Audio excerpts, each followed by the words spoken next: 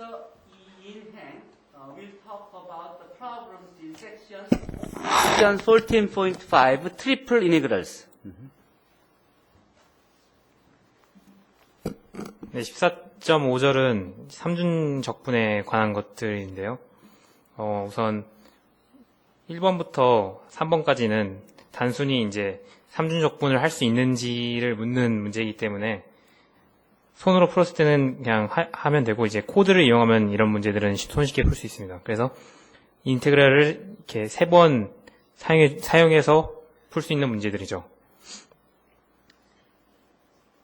이렇게 다 단계별로 표시해 줄 수도 있지만 저는 인테그랄 한 번에 쓰는 걸 선호하기 때문에 이런 식으로 1번과 2번, 그리고 1번과 2번은 이런 식으로 인테그랄을 코드를 이용해서 손쉽게 푸실 수 있습니다.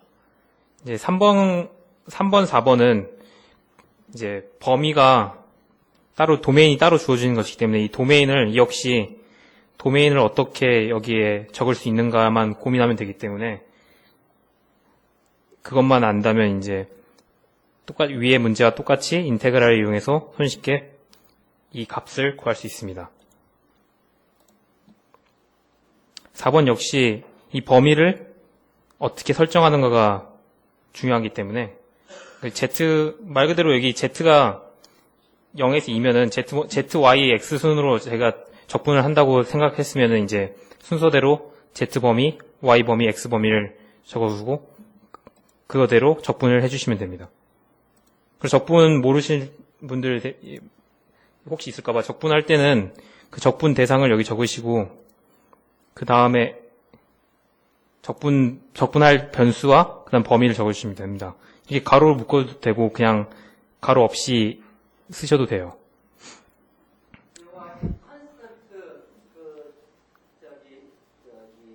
인터벌을 가지고 있는 경우는 상수인 거는 적분 순서 상관없이 굉장히 다 적분이 쉬워요.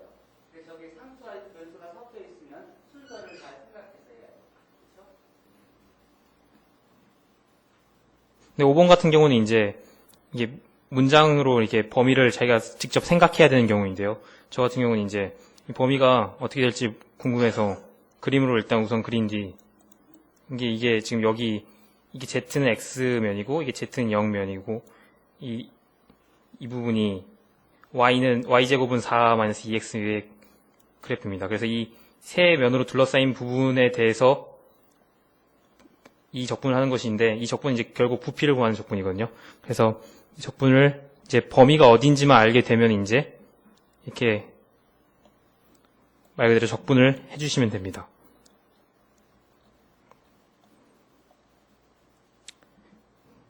(6번) 같은 경우가 이제 좀 나뉠 수 있는데 특히 여기 다변수를 이용한 적분에서는 항상 이 assume을 해주는 게 제일 중요한데요. 왜냐면은 제곱들이 있으면은 보통 범위가 루트 안에 들어가기 때문에 그 루트 안에 들어가는 항이 양수라는 것을 항상 가정해 주시고 코드를 짜주셔야 문제없이 코드가 돌아갑니다. 그래서 이 경우는 이제 말 그대로 이제 범위를 어떻게 할 것인가를 판단한 후 제가 그 적분을 그대로 한 것입니다. 이게 네. 그래서 값은 이렇게 나오고요.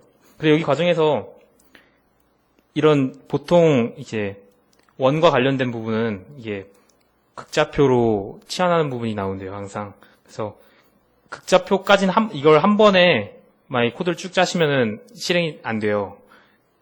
그래서 항상 극좌표 치환하기 전까지는 따로 코드를 짜주시고, 극좌표 이후는 다시 치환한 다음에 본인이 따로 짜주셔야 계산이 원활하게 들어갑니다.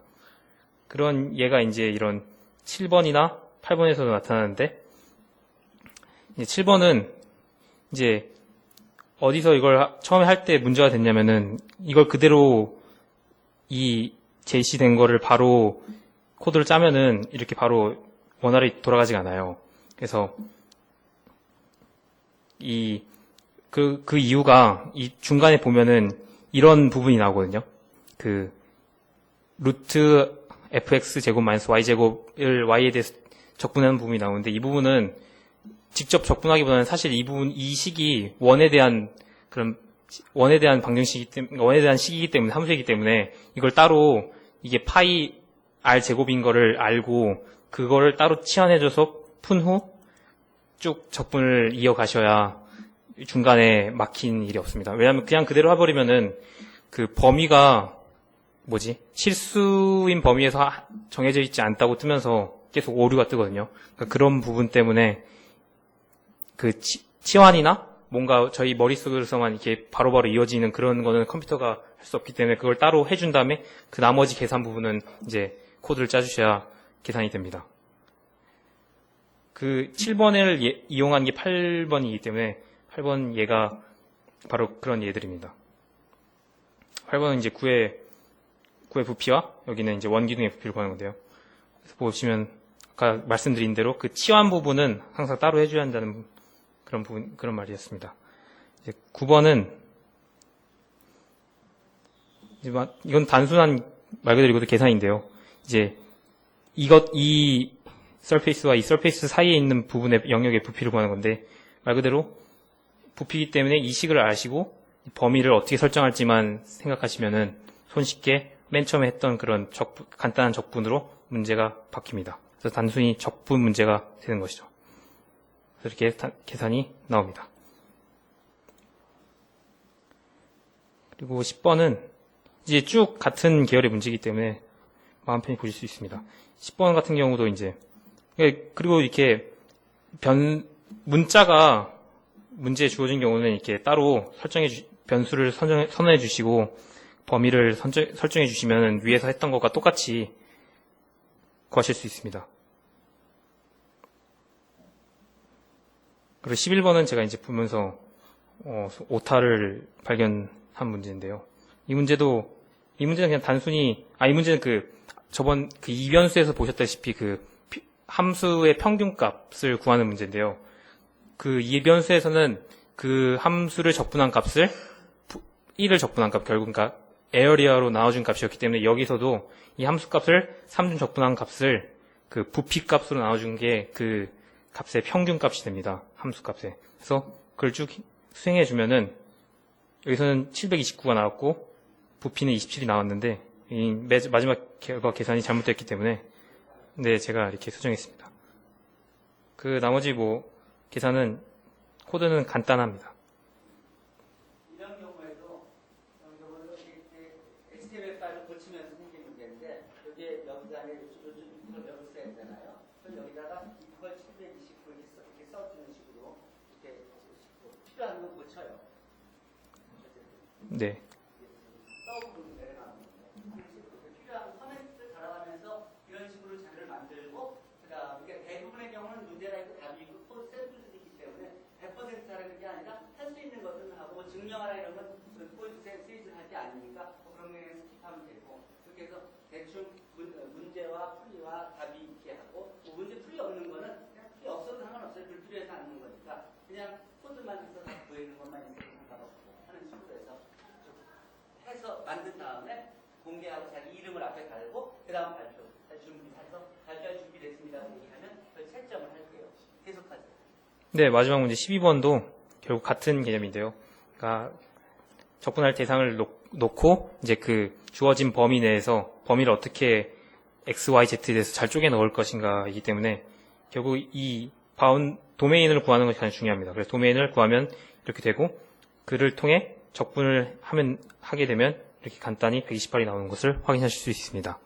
네, 이상 14.5절의 발표를 마치겠습니다. 이게 샘플로 보여준 건데 어떤 절은 그러니까 아주 잘 균형 있게 문제 답과 증명 문제와 또 계산 세일력을 쓸 수 있는 게 잘 되어 있는 게 있고 또 어떤 거는 코드가 없거나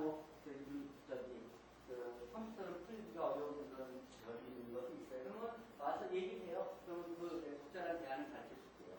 그래서 코드가 필요하면 만들어주기도 할 거고 또 불필요한 건 하지 말라고 할 테니까 나름대로 이렇게 준비를 해요. 그동안 여러분들이 문제를 여기저기에 풀어놨으면 여기저기 저장하고 생각을 하시죠.